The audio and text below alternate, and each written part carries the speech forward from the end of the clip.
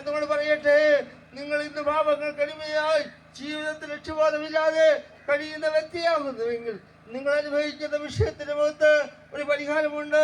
അത് കർത്താവായിരിക്കുന്ന യേശുവിനുള്ള വിശ്വാസമാണ്. കർത്താവായിരിക്കുന്ന യേശു വന്നത് പാപിയായിരിക്കുന്ന മനുഷ്യരെ പാപത്തിൽ നിന്ന് വീണ്ടെടുക്കുവാൻ വേണ്ടിയാ.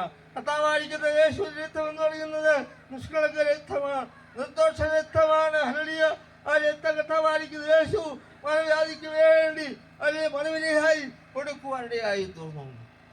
യേശുവിന്റെ ജനനം അത്ഭുതമായിരുന്നു, യേശുവിന്റെ ജീവിതം അത്ഭുതമായിരുന്നു, യേശുവിന്റെ മരണം അത്ഭുതമായിരുന്നു. കാരണം ഹല്ലേലൂയ, പാപമില്ലാത്തവൻ, പാപമറിയാത്തവൻ, രക്തത്തിൽ ചെയ്യാത്ത കർത്താവായിരിക്കുന്ന യേശു മാനവജാതിക്ക് വേണ്ടി കാൽവരി ക്രൂശില് ഹല്ലേലൂയ മരിക്കുവാനിടയായി തോന്നുന്നു. ഹല്ലേലൂയ. കർത്താവായിരിക്കുന്ന യേശുവിനാണെങ്കിൽ ആ മരണത്തിൽ നിന്ന് ഒഴിഞ്ഞു പോകാമായിരുന്നു. പക്ഷേ രക്തവസ്ത്രം പറയുന്നു, രക്തം ചൊരിഞ്ഞിട്ടല്ലാതെ വിമോചനമില്ല. ഹല്ലേലൂയ. ഭാവിയായിരിക്കുന്ന മനുഷ്യനെ രക്ഷിക്കുവാൻ വേണ്ടി വേറെ മാർഗം ഉണ്ടായിരുന്നെങ്കിൽ കർത്താവായിരിക്കുന്ന യേശു ക്രൂശിക്കപ്പെടേണ്ട ആവശ്യമില്ലായിരുന്നു.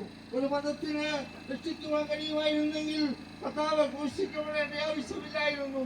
അന്ന് വിശ്വസിക്കുന്ന യഹൂദ മതത്തിന് മനുഷ്യനെ പാപത്തിൽ രക്ഷിക്കുവാൻ കഴിയുമായിരുന്നെങ്കിൽ യേശു ക്രൂശിക്കപ്പെടും. പക്ഷേ രക്ഷിക്കായിട്ടുള്ള ഏക മാർഗം എന്ന് പറയുന്നത് കർത്താവായിരിക്കുന്ന യേശു മാത്രമാണ്. വിശുദ്ധ വേദപുസ്തകത്തിൽ ഇപ്രകാരം പറയുകയാണ്, ആകാശത്തിന് കീഴിൽ മനുഷ്യരെ രക്ഷയ്ക്കുള്ള ഏകമാർഗം എന്ന് പറയുന്നത് കർത്താവായിരിക്കുന്ന യേശുവിനുള്ള വിശ്വാസം മാത്രമാണ്. ഹല്ലേലൂയ. പ്രിയമുള്ളവരെ, ഞാൻ പറയട്ടെ, നിങ്ങൾ ഏത് മതത്തിൽപ്പെട്ട വ്യക്തിയായിരുന്നാലും ഏത് ജാതിയിൽപ്പെട്ട വ്യക്തിയായിരുന്നാലും ഹല്ലേലൂയ, നിങ്ങൾ വിശ്വസിക്കുന്ന മതത്തിന് രക്ഷിക്കുവാൻ കഴിയാതിരിക്കുമ്പോൾ കർത്താവായിരിക്കുന്ന യേശുവിനുള്ള വിശ്വാസം രക്ഷയിലേക്ക് നയിക്കുന്നത്. മദ്യപാനങ്ങൾക്ക് അടിമയായി ലക്ഷ്യബോധമില്ലാതെ ഹല്ലേലൂയ തകർന്ന കുടുംബങ്ങളിൽ ആത്മഹത്യ വ്യക്തികളൊക്കെ എത്തി നിൽക്കുന്ന ജീവിതങ്ങളാകുന്നുവെങ്കിൽ ഹല്ലേലൂയ ഈ സ്തോത്രം, ഈ നമ്മുടെ ആത്മഹത്യ എന്ന് പറയുന്നത് നമ്മുടെ വിഷയങ്ങൾക്ക് ഒരിക്കലും പരിഹാരമുള്ള കാര്യമല്ല. നമ്മുടെ വിഷയങ്ങളിലെ പരിഹാരം എന്ന് പറയുന്നത് കർത്താവായിരിക്കുന്ന യേശുവിനുള്ള വിശ്വാസമാണ്. ഹല്ലേലൂയ. ഞങ്ങൾ അതിനു വേണ്ടി പൈസയൊന്നും മുടക്കേണ്ട ആവശ്യമില്ല, തീർത്ഥാടനങ്ങൾ നടത്തേണ്ട ആവശ്യമില്ല, പുണ്യസ്ഥലങ്ങൾ സന്ദർശിക്കേണ്ട ആവശ്യമില്ല, എങ്ങും പോകേണ്ട ആവശ്യമില്ല. ഹല്ലേലൂയ. ഇരിക്കുന്നിടത്ത് ഇരുന്നുകൊണ്ട് കർത്താവായിരിക്കുന്ന യേശുവിനെ പാപങ്ങൾക്ക് വേണ്ടി കാൽവരി ക്രൂശിൽ മരിച്ചു എന്നും എന്നെ രക്ഷിക്കുവാൻ വേണ്ടിയാണ് യേശു ലോകത്തിലേക്ക് വന്നതെന്ന് ഹൃദയം കൊണ്ട് വിശ്വസിച്ച് പാപങ്ങൾ ദൈവത്തോടെ ഏറ്റുപറയുന്നുവെങ്കിൽ ഹല്ലേലൂയ, കർത്താവിന്റെ ഹൃദയത്തിലേക്ക് വരുവാൻ തയ്യാറാണ്. കാരണം ദൈവം എവിടെയാണ് വസിക്കുന്നത്? പള്ളി വിചാരിക്കുന്ന മനുഷ്യർ പള്ളിയിലും അമ്പലങ്ങളിലുമാണ് ദൈവം വസിക്കുന്നത്.